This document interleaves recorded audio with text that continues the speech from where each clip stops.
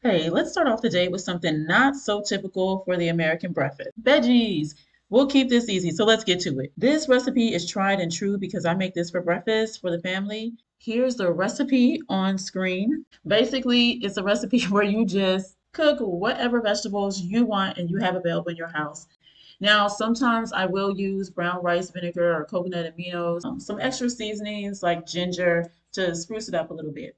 So let me share with you some quick tips here.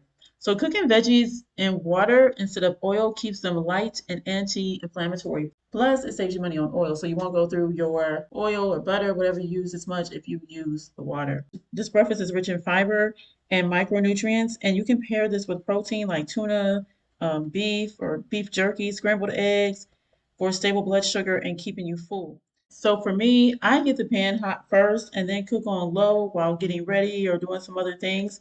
But I highly advise you to stay near for the first few times you make this to ensure it doesn't burn. And here's a bonus. If you do the optional quinoa in the crock pot, you could leave the quinoa on warm for the day while you're at work.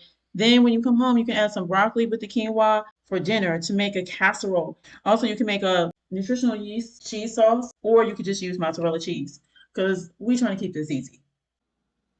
And that's it. So this to me was a low effort, healthy meal that even if you didn't have for breakfast, you could take for lunch.